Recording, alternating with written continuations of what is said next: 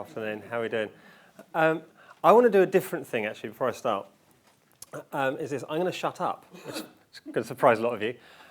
So you just spent 2 days here. This is like the end of 2 days. What I want you to do is this. I want you to turn to the person behind you or in front of you, and I'm going to give you 2 minutes. And what I want you to share with each other is this. What's the most surprising thing you've learnt over the last 2 days? And what's the most useful thing you're going to take away? Okay? So, go. I'll interrupt you in 2 minutes. Go.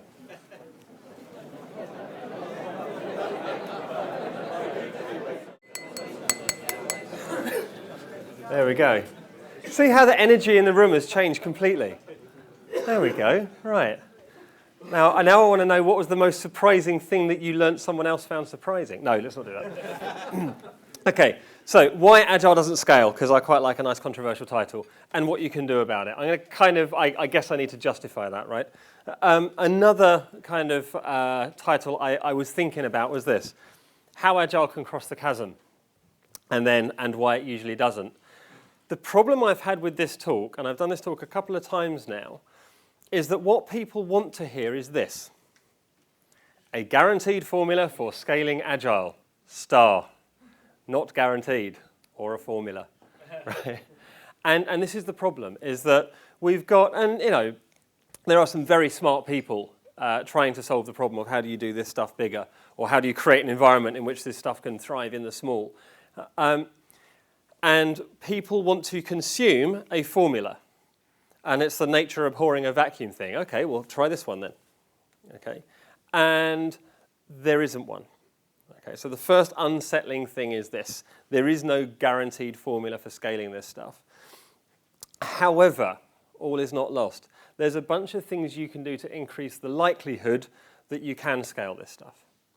What do I mean by scaling? Because that's a thorny one. There's different axes of scaling. There's different ways in which I can scale. What about scaling for bigger problems? Okay. It turns out that most Agile methods have a pretty good story to this. So there's a chap called Ola Binni, a Swedish guy at ThoughtWorks, spent the last year and a half building out a cancer treatment modeling platform, starting with zero code and zero knowledge of the cancer research domain, the genome domain, but having a massive, massive brain. He's a really smart guy. And what he's done is he's taught himself sort of how all this stuff works. It turns out that one of the problems we have in cancer treatment isn't the treatments. There's lots of treatments. There's lots of stuff that we know about treating cancers. But that it's identifying what type of cancer you have, and given the type of cancer, what sequence of treatments are most likely to have an impact on it. And one of the things he discovered was that the area where the cancer presents is almost nothing to do with the kind of cancer it is.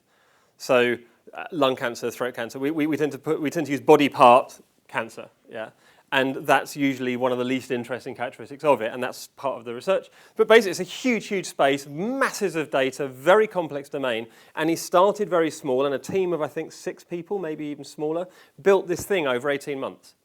So you can grow from a very small nucleus to solve a really big problem using pure, kind of old school, if you like, Agile methods. That's not, we're good at that. Bigger solutions. There's an assumption that big problems require big solutions. Sometimes really big presenting symptoms can be solved by tiny, tiny little changes. Okay? There's the best line of code is the one that you don't write type scenario. So you could have an organization where we say, well, I need this information to get from this person to this person. Well, let's go buy an enterprise system. Let's go buy it and install it and set it up and let's spend millions on that. Okay, well, we've solved the problem. Okay, or I could write a little app. And the little app takes the information from this person and gives it to this person. And maybe that's the thing I do. Or I could get that person to sit next to this person and they could talk. And I needed no software. And now they understand each other's worlds better and I've made the organization better.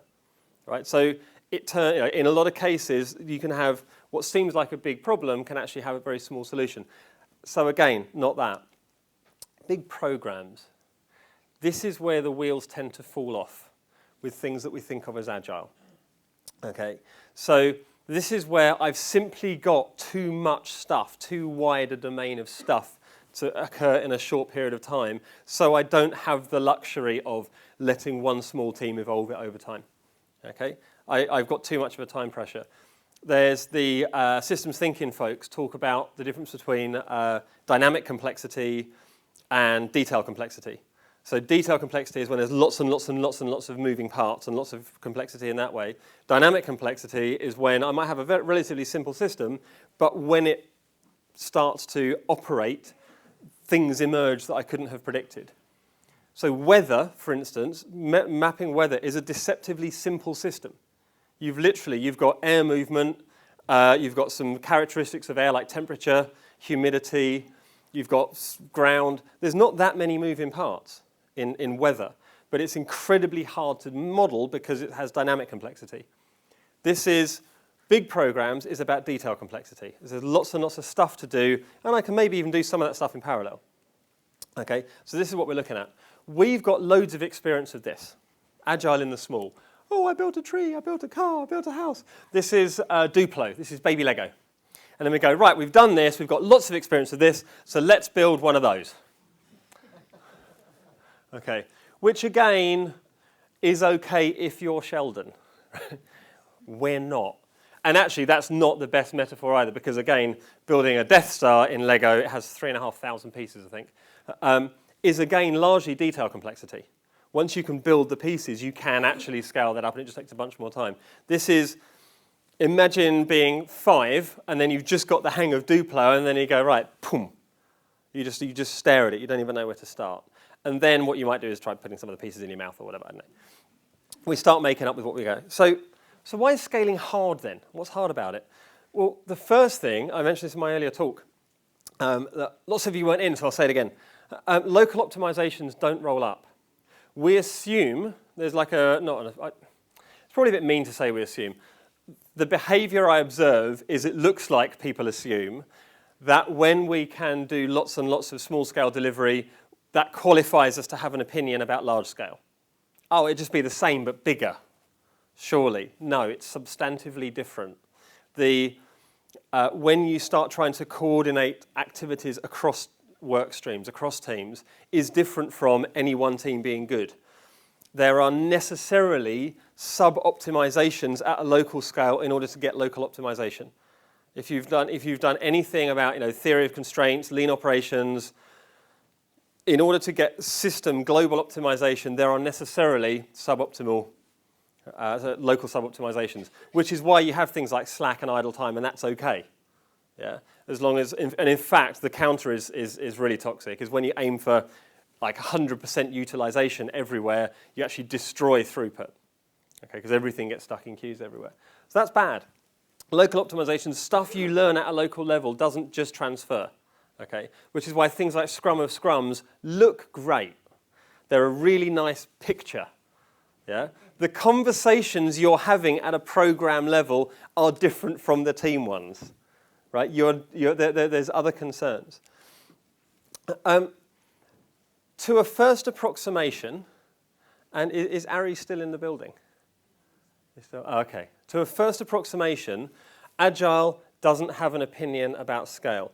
What I mean by that is this. 12 years ago, a bunch of old white men got drunk in a log cabin in Utah. And the following day, when they were all sober again, they came up with the Agile Manifesto. And each one of those people, well, this is the interesting thing, each one of those people in that room had a proven method. Right? They all came to Snowbird with a thing that worked. DSDM worked, XP worked, Scrum worked, FDD worked, Crystal worked. All these different methods worked. And they got together and they said, well, this is what we think, this is our blanket statement about what we've all got in common. And of all of those methods, probably Crystal and DSDM were probably the only ones that even had an opinion about this. Okay? And out of, 17 or whatever. So they, to a first approximation, that didn't even make the cut. Okay? So when people say agile scales, what I hear is cars float. Well, a car does float if you roll it onto a ferry. Okay, look, it's a floating car. But that's not a characteristic of the car. That's the ferry.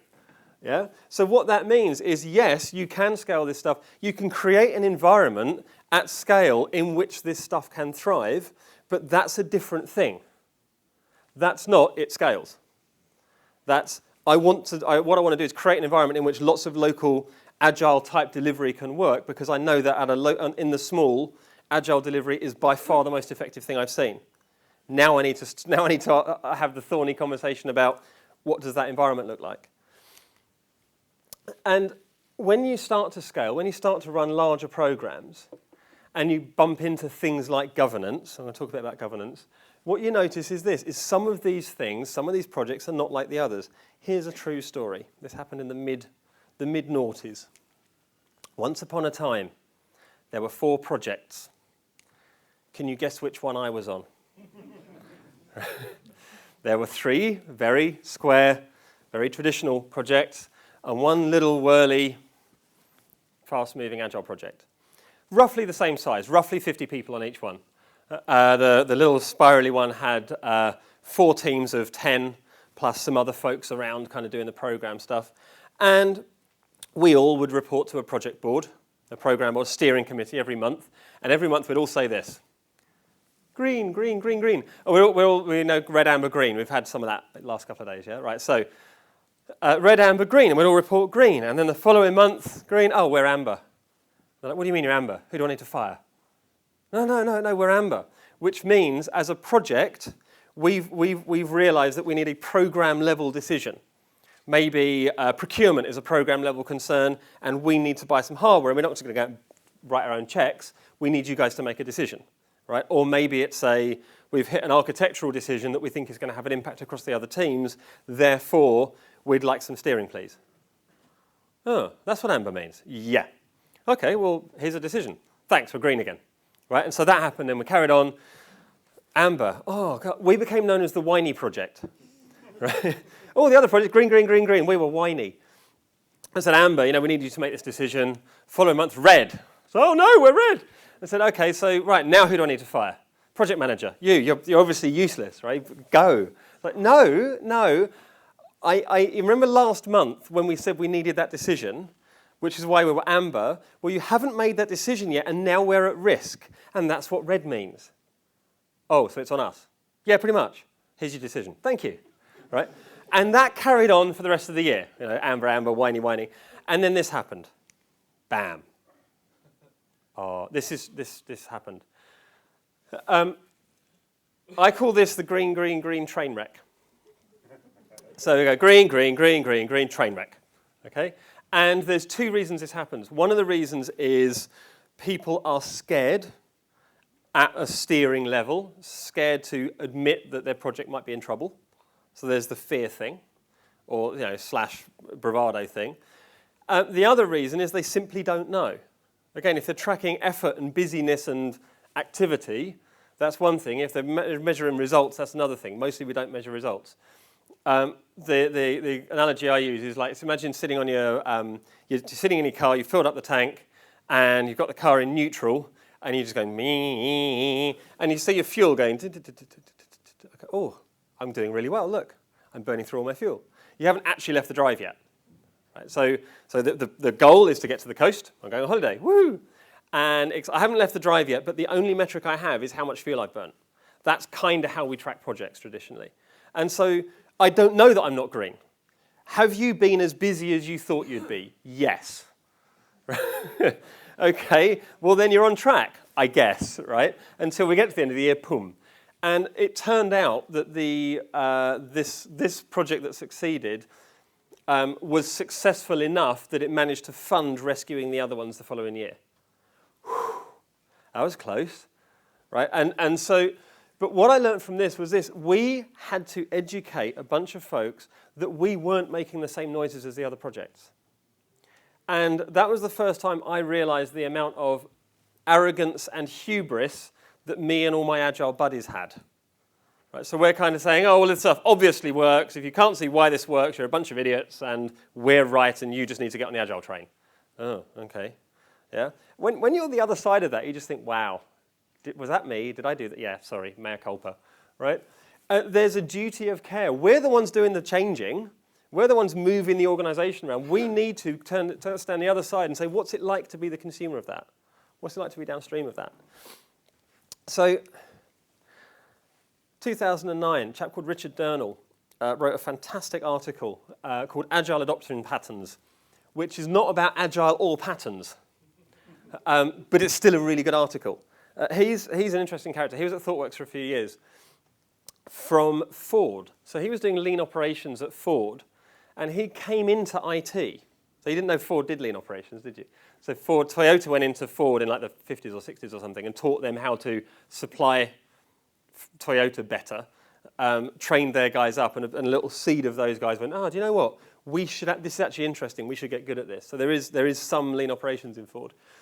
And most of the lean stuff you'll see in the IT world, certainly in the Agile IT world, is IT folks who looked at lean and went, oh, that looks interesting. We should bring that in. Richard didn't. Richard's like, well, I've been doing factories, I've been doing production, I've been doing product development. Now we're going to come and look at IT. Oh my God, you guys are such a mess. You haven't got a clue, have you? We're like, what? And he goes, well, look. He describes it as being stuck in the tool age.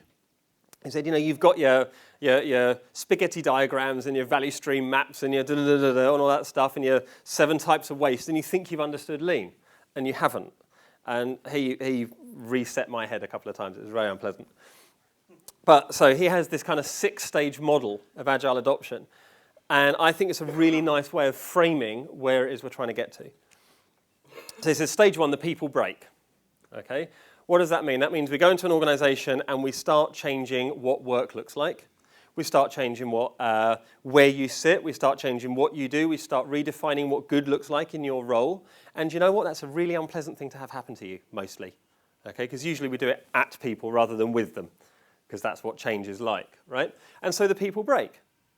And, they get the hang of it, but we've got to be aware that there's actual people involved here.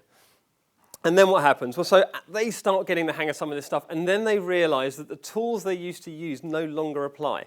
Okay, they're not useful anymore.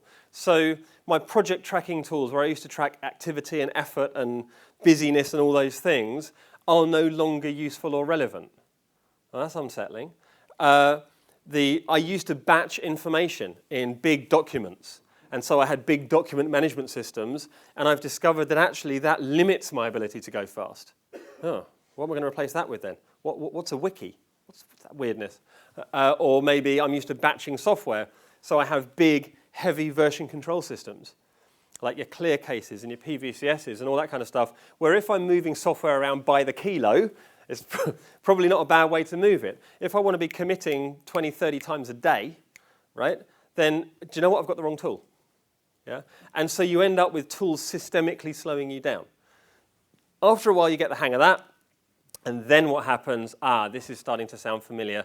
Then your governance controls break. Okay? How do I know this project is on track? How do I know this project isn't on track? Gives you exactly that story we had.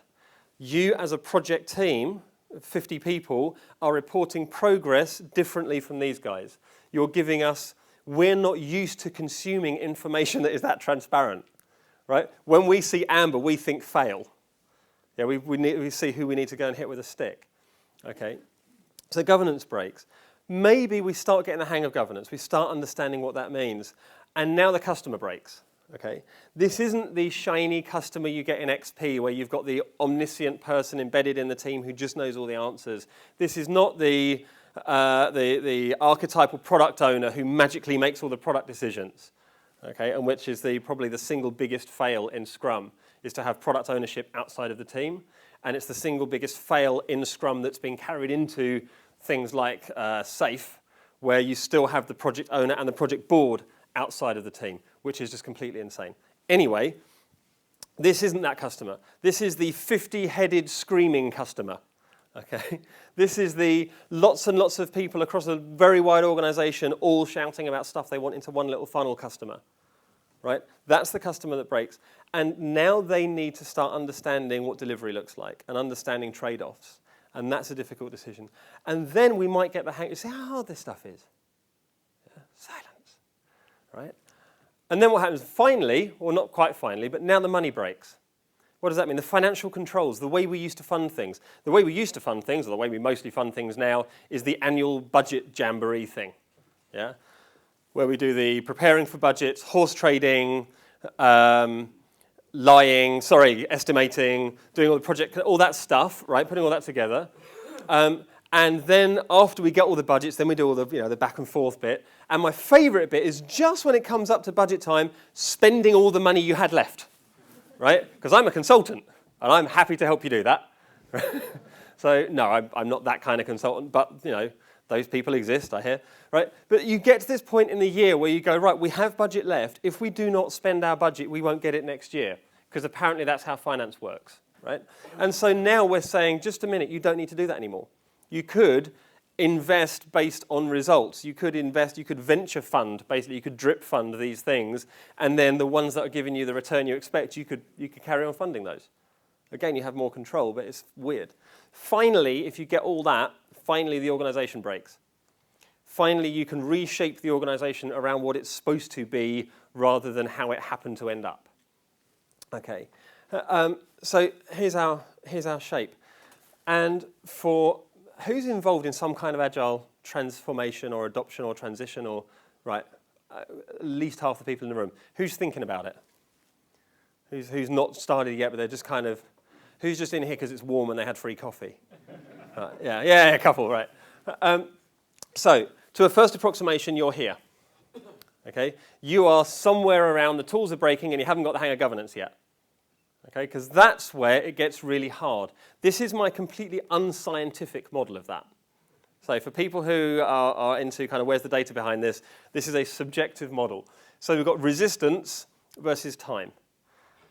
So here's that transition. Getting people to buy into this stuff is relatively not all that hard. Okay, mostly people are reasonably smart. Mostly, you're helping them do what they want to do better, and they're going to get that. And likewise, the tooling, it becomes obvious pretty quickly that the stuff they've got, the tools they've got, are no longer going to be applicable. And if you've got some tools that are going to help them, great, right? And these aren't just technical delivery tools. These are planning and tracking tools. These are thinking tools. These are all of that stuff. And then you hit this massive slope as you go into governance. And what happens? I drew this, and I was just thinking, crossing the chasm. And so I sort of imagined what you have here is what I call the chasm of credibility. Because on the governance side, you have people saying things like, how long is this going to take? And how much is it going to cost me? And what am I going to get? Well, for a start, we can't tell you. But we're going to do an iteration 0, and then we're going to build a build pipeline, and then we're going to measure our velocity, and we're going to have a burn up and burn down in story points. And what? How long is it going to take, and how much is it going to cost? Well, what we'll do is, after a few sprints, we'll be able to tell you, no, stop. I'm not sure I trust you with my money, right? And that's the thing that's going on. And we have to learn how to speak their language, right? We have a credibility gap here. We're brilliant at the team level stuff, we're brilliant in the small, and we're rubbish at having that conversation. Okay, and that's the next thing. Once you get the governance conversation, and I've seen this work maybe 3 times in about 12 years.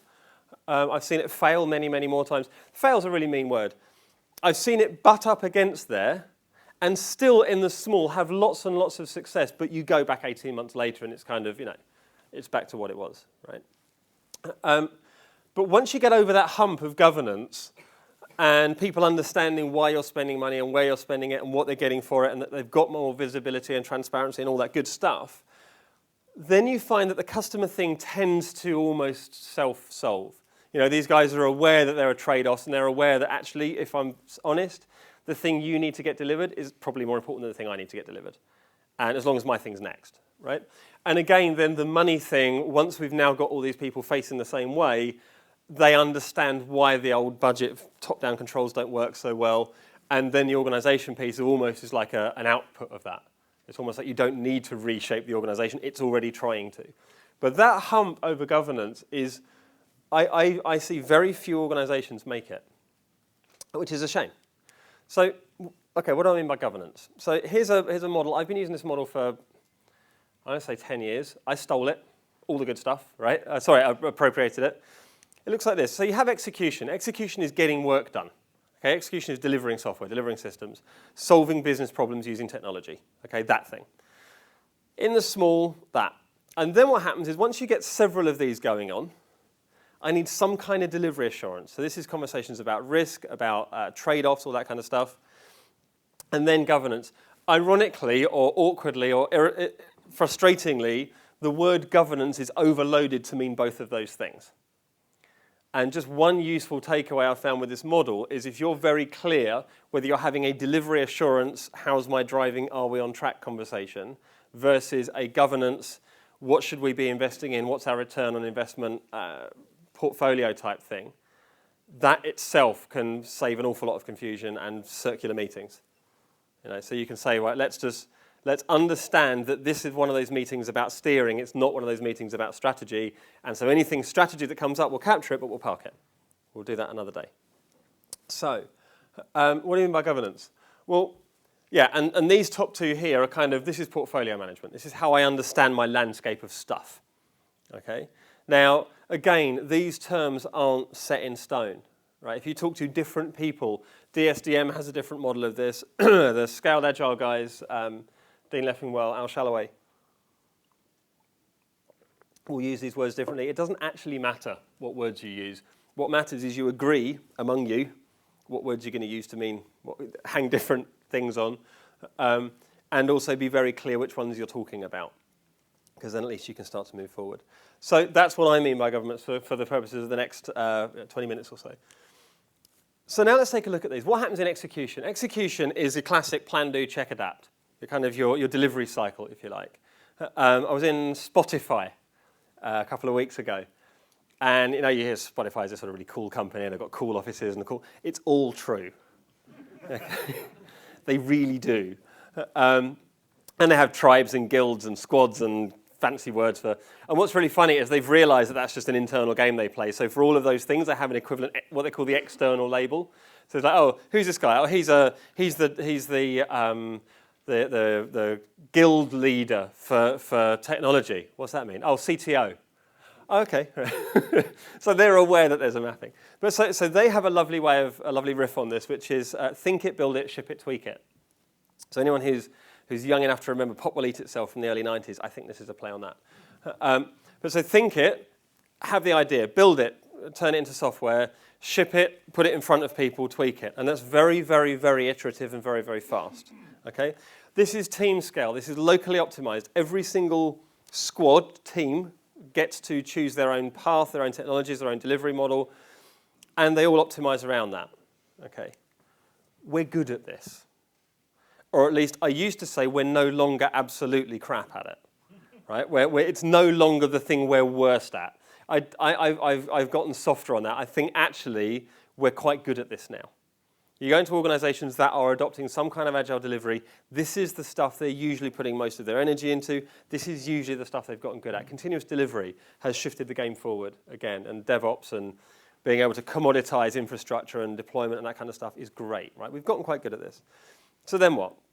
Well, delivery assurance is now across multiple streams. So I've got my cross-team concerns. So these are the decisions that are bigger than a team. This is the stuff where I go amber. I say, hey, I'm going to need some steering, not because I'm an idiot or because you're senior to me or anything like that, but because I'm about to make a decision that although it feels right for my team is going to have, or my work stream, is going to likely have an impact across other streams, and so I think it should be a broader discussion. Okay, so that's the delivery assurance kind of steering piece. Product trade-offs. So your product stream, your team might be fine. Your delivery is brilliant, love it. Yours is as well. What we need to do, though, is across the product portfolio, across the features in this product, or the themes, the things I want to deliver in this product, we've realized that actually we want to put an awful lot more effort into the security elements of it and the auditing elements of it versus some of the other stuff that you guys are working on. So I want to repurpose your teams. That doesn't reflect badly on you. The fact that I'm just going to park all the work you were doing and give you new work isn't like, oh, they've taken it away from us. Yeah, it's simply a program level concern. And it may actually be the opposite. It may be like you guys are really good at delivering this, so I'd rather pause your stuff and get you back on track later than some other teams. But however I made that decision isn't about your team, it's about the program. And so it's those kind of things. Technical trade-offs, again, Oracle here, SQL Server here, Mongo over here, is great for each of those teams where they've got local experts on those teams until you're the ops guy staring down the barrel of all this stuff and going, you what? I've got to manage what now? And it's understanding the context this stuff's going to live in.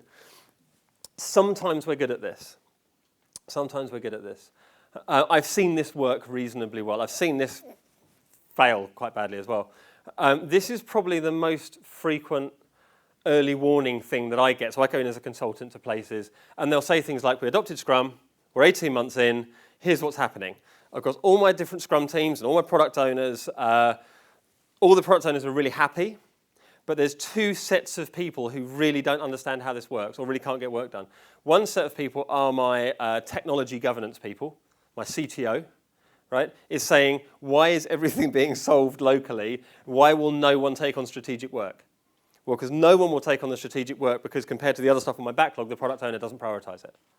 Yeah? So unless you say this piece of work is a high priority and have a mechanism for that, you will always be subject to local product owner decisions. And likewise, if there are cross-cutting business concerns that no one product owner wants to particularly take on. So, example, I was working with a magazine publisher. 13 titles, 13 product owners, basically the editor of each title, delighted with their own feature teams. The person who does classified ads fund the entire operation, right? That's where the money is. Can I get any classified ads work done? No, right? No, because no one editor thinks that's more important than their thing, right? And so this business was literally being crippled by the fact that they were really good at Scrum, okay? And so we're sometimes good at this. This is usually where the wheels start to fall off. So governance then, what's that about? Well, this is now the organizational concerns. This is strategy stuff. This is like investment trade-offs, which means that it starts with business decisions.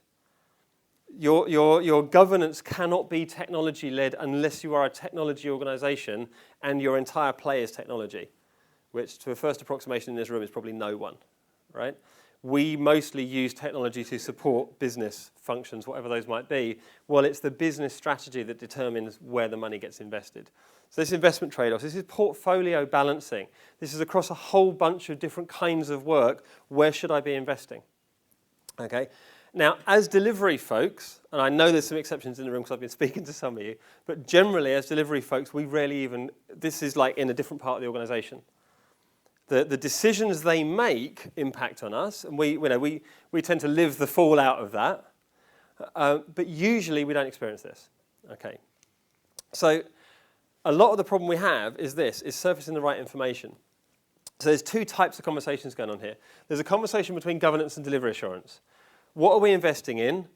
Are we getting the return we expect? So this is like ROI type conversations. And the delivery assurance guy is saying, this thing's on track, this thing costs less than we thought, this thing's at risk, this thing our competitors just stolen a march on us, this thing. So there's surfacing those kind of things. At a governance level is what should we be investing in, how should that be working?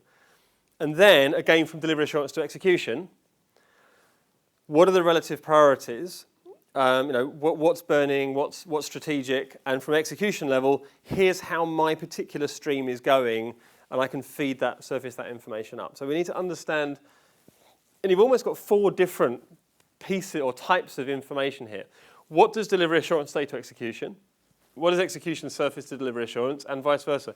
What does governance say to assurance, and what does assurance say to governance? Okay.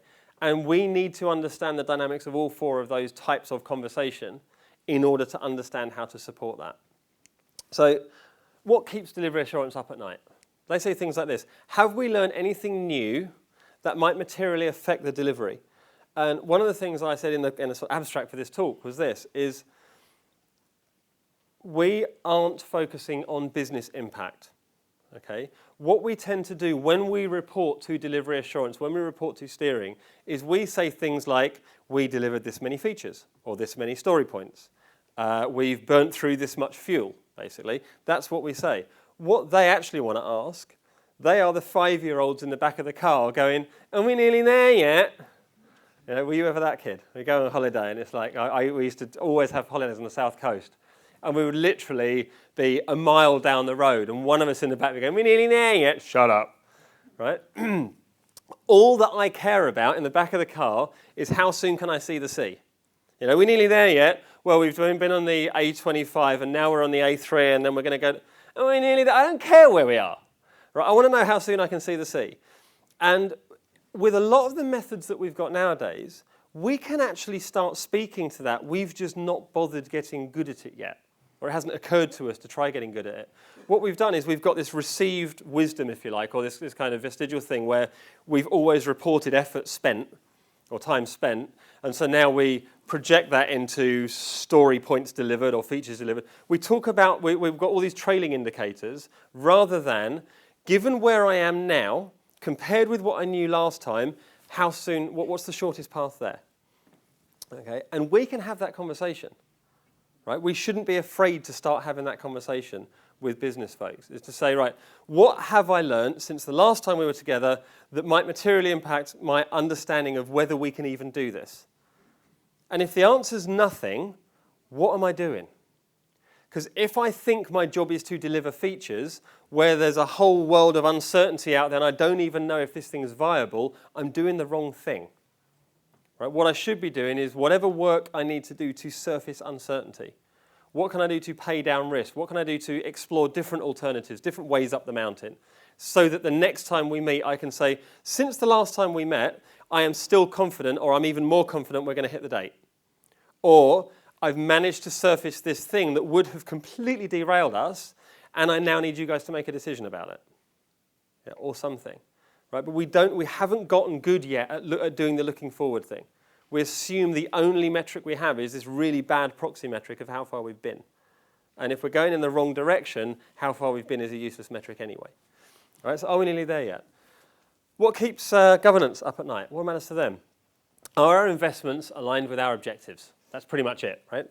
So what are they saying there? They're saying you've got two moving parts. You've got investments and objectives. Well, objectives can change, right? And that happens.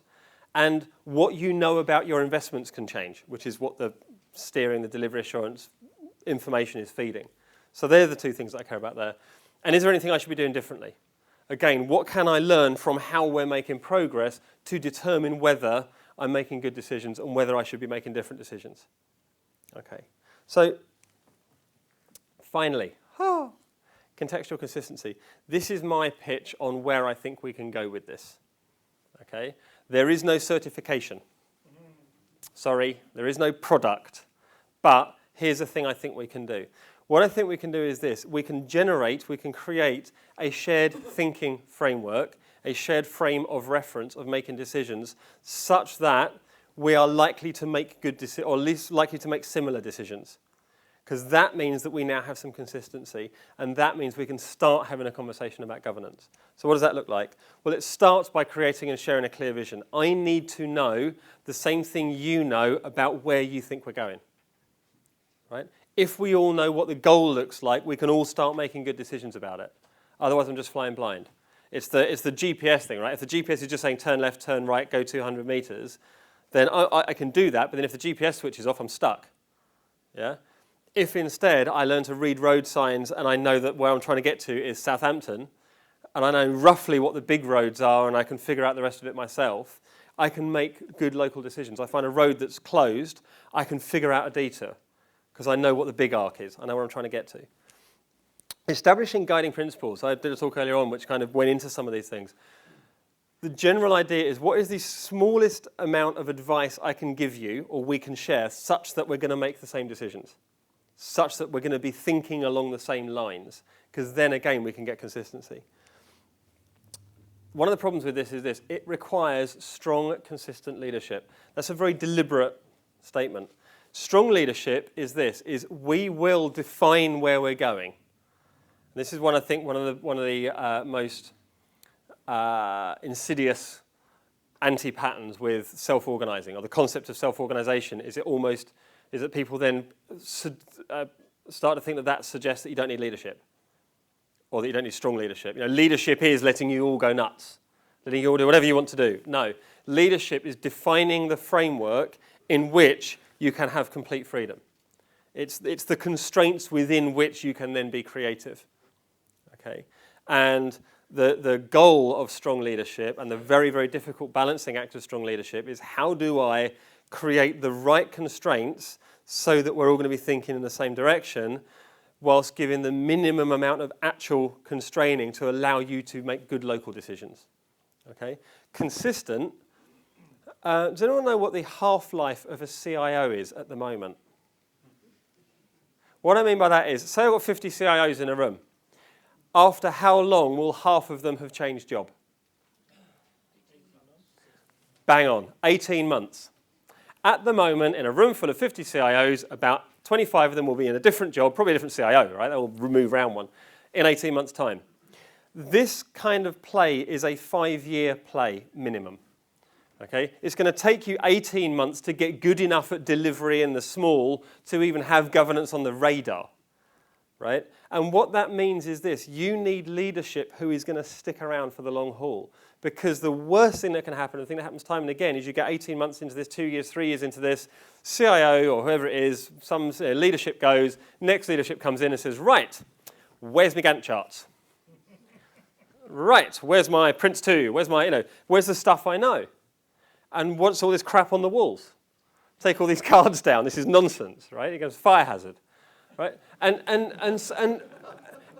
So unless you know that you have the organizational commitment to do this, save yourself a bunch of time, right? Don't.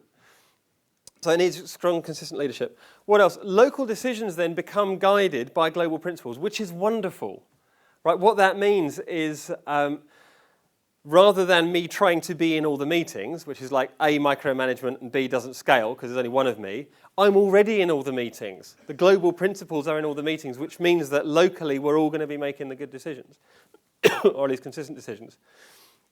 This phrase, transparent, accountable decision-making, I stole completely from the Beyond Budgeting guys. So this is, any of you who are involved in the finance side of this, please look up throughput accounting and Beyond Budgeting. In particular, BBRT, Beyond Budgeting Roundtable, bbrt.org. What they've done is they've applied kind of lean operations, flow, throughput type principles to how you fund and account for things. And they've come up with a very simple economic model that's basically, the only moving parts in it are investment, return, and operating expense. And you still get, all those kind of ratios you have for assessing financial health of organizations and all that. They've created the equivalent of those in a throughput world, but they actually mean something. Right? Because they're based on reality rather than what people are telling you they're spending. So transparent accountable decision making says this: anyone can make a decision, but anyone is allowed to challenge that decision. So this, again, this presupposes or it mandates that it says you are going to need to create an environment, an organization in which people feel safe doing that. Right? This is the first of the 5 dysfunctions of a team, or 5 dysfunctions of an organization, is that lack of safety. Right? The unwillingness to make yourself vulnerable. Right? Please challenge. Right? Please ask questions. This should be a thing that you just do, and then once that decision is challenged, you're then accountable for that, and that's fine. Okay. And so then the kind of the tweetable, the fits in a tweet definition of contextual consistency then is this. It says, given the same context, given the same constraints, we are likely to make the same decision. Because that then tells me something really useful. That tells me that difference is data. That tells me that if we are contextually consistent and I come into your context and I see you've done a thing that I wouldn't do, the chances are that's because I'm missing some context, rather than because you're an idiot. Okay, that might be true as well. Oh, I'm beeping. Stop beeping. Stop beeping. Right. We like to make the same decisions. So that's contextual consistency. That, I think, is the only way you can make this stuff scale. So you figure out what are the moving parts, what are the things that are likely to diverge, what are the things that are likely to be out of your control. On the panel discussion earlier on, they were saying, well, what if you have a hard organizational constraint around geography? I can't have co-located teams. To which one of the answers was, why not have co-located teams, which is nice, but that's the long game, right? For now, I don't have that. Well, what I can do is at least I can say, this is variance from the norm. The norm is we want co-located teams, But maybe across a portfolio of work, across a wide program, having each team co-located and cross-functional might actually be local optimizations that are fighting the system, that are causing global sub-optimization. It may be that for some of this, I want a small team of specialist DBAs who service all the other teams. That might be the best thing on a global optimization. And yeah, there's going to be a slight lag in terms of those guys getting access to those DBAs. But if we're all aware that that's an acceptable trade-off versus having them all, having not enough DBAs embedded in too many teams, and then having all that bun fighting going on, this is actually a better way to scale, right? So the thing that makes sense at a team scale might not make sense at a program scale, might not make sense at a portfolio scale. But if we go into each of those conversations with the same guiding principles, the same set of rules of ways of making a decision, we're likely to make consistent decisions, and we're likely to make consistently better decisions.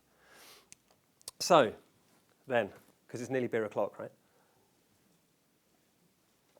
What am I saying? Scaling is more than just small things bigger. Having a good track record of successful delivery of many small projects does not qualify you, does not qualify me to have an opinion about steering, governance, portfolio management, all those things. They are a different skill set. I'm working with a big bank, and one of the things they did when they first started this whole journey, they had lots and lots of Scrum training, and one of the early messages was they said to all the project managers and all the business analysts, we don't need you guys. We're fine, go away. You will not have a place here. We will still need you as people, but the role of project manager is dead. The role of business analyst is dead. Oops. Oops, they've been eating a lot of humble pie about that ever since. In particular, what happened was this, is they did the people stuff, check, the tool stuff, check, slammed into governance and went, oh, crap. Just found out what those guys used to do. Could you help us have good conversations with the business, please? You said you didn't need us. Right? We don't understand their domain language. We don't understand what they're doing over there. Business analysts, can you, what business analysts? We're all redundant, right? They're suddenly realizing what these people did, yeah? So it's more than just small things bigger. It's substantively different. We need guiding principles. We need strong leadership. Without either of those, that isn't a recipe for success. These are necessary but not sufficient, right? What that means is this. In the absence of strong leadership, you're unlikely to get out of the foothills. In the absence of shared, agreed guiding principles across everybody, you're unlikely to get out of the foothills. With both of those things in place, you have a slightly increased likelihood of getting out of the foothills. Okay? This stuff's hard. Crossing the chasm of credibility is hard, and it's on us to do the crossing. It's on us to go and understand how those guys speak, learn their language. There's a lovely Swedish phrase that I use a lot. When you're talking to farmers, use farmers' words. Okay? So if I'm in a governance conversation, an investment conversation, they're talking about return on investment. They're talking about risk. They're talking about time to market. They're talking about surfacing uncertainty. If I'm there talking about bloody gummy bears, right, and iterations and story points, they're just going to laugh at me. Okay? And they should, because I'm demonstrating a complete lack of understanding of what it is they actually want to know. Yeah? It's on me to cross that chasm. And that's kind of all I wanted to say. Hi, Dan. Thanks for the talk. It was very interesting and very redolent of my own experience. One thing that clashed slightly with my own experience is that I've forgotten exactly what the kind of governance was. You said the people wanted to know when they were going to get their stuff, when it was going to be delivered, how long it was going to take. My experience is that you can use agile approaches to figure that out quite well using velocity and the size of the backlog. But people actually don't want to know that.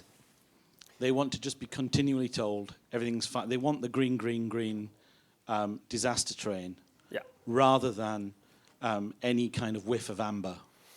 Is that your experience as well? Or so I'm going to unpack that. There's two parts to that, and I think it's worth taking them individually. So the first part is we can come up with an estimate of how much is left to do by looking at the backlog and velocity. I think that is a self-perpetuating myth. Okay, I simply don't buy that. And the reason I don't buy that is this, is on any project, I can look at the 200 items on the backlog, and I can guarantee you that a third of them we will never do. They will completely be replaced by some other stuff. A third of them will change so substantially that we may as well not have bothered writing them in the first place, and about a third of them are going to ship, okay, as is.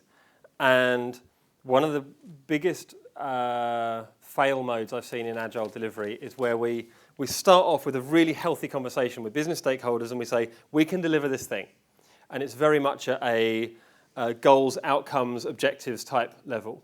We then do this magic thing where we end up with a list of stuff, a list of backlog or features list or whatever it is, master story list. And we redefine success. Success was meeting those outcomes. We started with that. Success is now delivering this list of stuff. Okay? Well, at what point during this do I suddenly realize about 4 of these in that there's a much quicker way up the mountain and I could just not do the rest of these things? But unfortunately, you're now primed to believe that these 200 things is success. And if I say, well, I'm going to deliver 60, you're like, where's the rest of my stuff? You said it was and so you've then got this disconnect, which is what I mean about the looking backwards rather than looking forwards. I think anything like velocity or any of those sorts of things. There's a wonderful talk by a lady called Liz Keogh about perverse incentives. And she has what she calls an evil hat. And she puts the evil hat on, and you give her a metric, and she just games it. Right? And so with velocity, it's great. I can just start inflating the velocity on stories. I can make my velocity be anything you like. Right? I can make the size of my backlog be anything you like. Therefore, I can fit the multiplier of those into any box you want. Estimation isn't the interesting conversation. Investment is the conversation. So if I could do a thing, if I could effect a business change that will save me £10 million a year, right? And I reckon it's going to cost me 100,000 to get there, should I do it? Sounds good. No brainer, of course I should, right? I get a little way into it, and it turns out it's 100,000 plus or minus 20, right? And it turns out that as I start getting into it, it becomes 140,000 plus or minus 10. So I know it's going to be quite a lot more, but I'm a bit more confident about that. Should I still do it? Because what you're doing is you're comparing that value of I to that very big value of R, which is the right thing to do. We don't do that. What we do is we compare that value of I with the previous value of I. You said I needed to invest 100, now you're saying I need to invest 140. You patently can't run a project, right? And and that happens. So what I try and do is invert the conversation. So I'm always talking about investment and always tying it back to return rather than anything that even whiffs of estimation. Like, how much is it worth investing to take a chunk out of this problem? Because that's a much more productive conversation to have. And the other part of it is like, because they only want to hear green, is about educating them. It's about educating senior stakeholders, governance or board type level, that actually, and it's a bit of a mea culpa. We have been giving you these effort metrics up to now. We all know how that works out.